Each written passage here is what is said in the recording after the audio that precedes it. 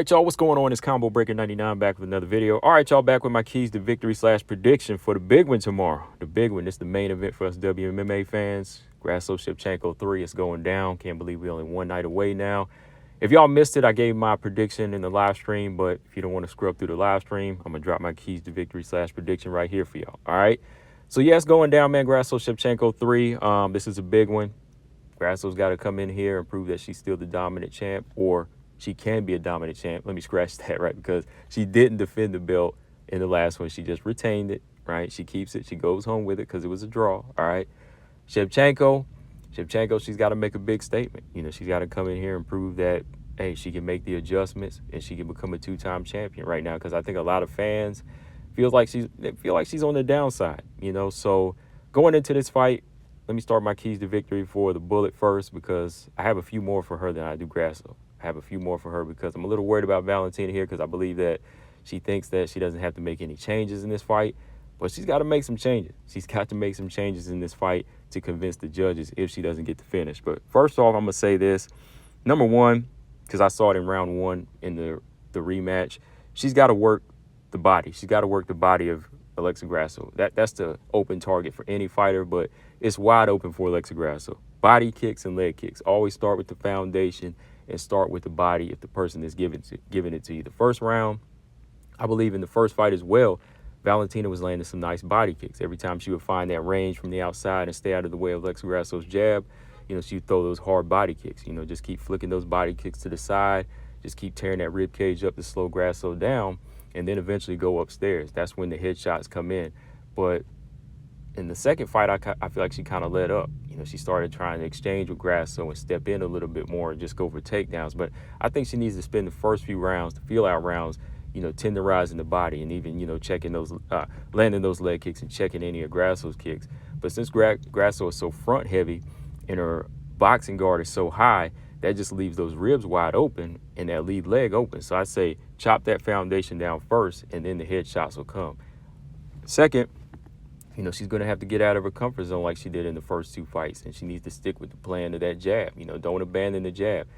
Grasso's jab is heavy, it's thudding, but Valentina is quicker and snappier. You know, when she was working that jab in the first two fights, you know, she could pop Grasso and just pull her head back at times and just turn an angle, and Grasso couldn't hit her. You know, she just does that this time and sticks with a consistent jab in the first couple of rounds. You know, that's going to open up more of a variety of strikes, which my third key to victory, after the jab, mix up the strikes. You know, after she throws that jab down the pipe, you know, doubles it up, throw the straight left hand between that guard and split the guard of Grasso, but also go to the body a little bit. You know, throw the jab to the body, throw the right hook to the body, and then go back upstairs with those left hands around the side. You know, don't just throw them straight down the middle and hit the guard. You know, start throwing those combinations like she did in the third and fourth round of the second fight. You know, that 1, 2, 3, because a couple of times she kind of, I won't say she rocked Grasso, but she kind of dazed her a little bit when that 1, 2, 3 came in the later rounds, especially after that third round and second round of Grasso exerting a lot of energy. Those shots started to catch up to Grasso. And again, you know, the jab, it opens up a lot of cuts. You know, it opens up a lot of opportunities, and you can just build off of it. So after the jab, mix up those strikes. Fourth, I'm going to say takedowns. In the wrestling in this fight, it must be smart. It's got to be smart. She's got to go for the takedowns, but she's got to do it in a smart way, because I believe every fight, Grasso makes adjustments. She makes adjustments to the takedowns. You know, if she goes in there telegraphing takedowns, she might get a knee to the face and knocked out. So she's got to be smart with the takedowns. That's why I say build off of the body shots and the strikes. And as she's throwing those strikes, work her way in, be a little bit more offensive, and take Grasso down. Because Grasso's takedown defense isn't that good. Like, her get up is good, but her takedown defense isn't that good. So once she gets her there, she's got to be smart with it. You know, she's got to be smart with it and just start working elbows and getting that top position to really get in some work to convince the judges. Next up, I'm going to say no fancy stuff. No spinning back elbows, spinning back fists, no spin kicks or wheel kicks. I know you at UFC know it, you're trying to dazzle the judges and dazzle everybody. No, abandon all of that. Just stick to the basics. Keep your eyes on Grasso at all times. This girl knows you now. Keep your eyes on her. No fancy stuff. No judo head tosses in the fifth round, right when you got the fight going your way. Just keep the lead. You know, stay one step ahead of the fighter that you know, where you know you're better than her at. If you know you can take her down and you know your wrestling is better, stay there. If your jab is snappier and quicker, just stay doing that until you pile up enough points to win the fight. But once you give Grasso enough, if you give her enough room, she's going to take it. The girl's a fighter.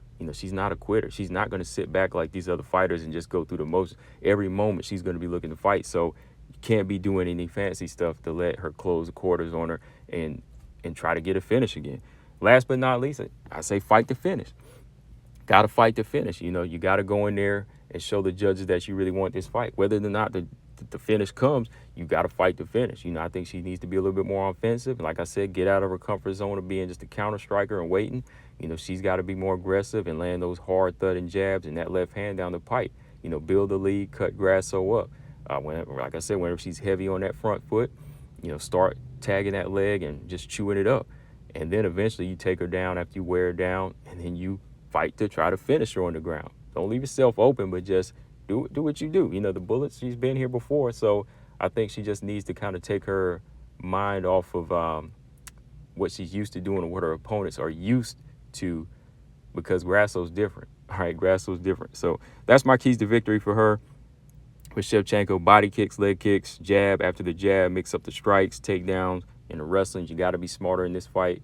No fancy stuff and just fight to finish. All right. So for Grasso, number one, I'm going to say stick to what works.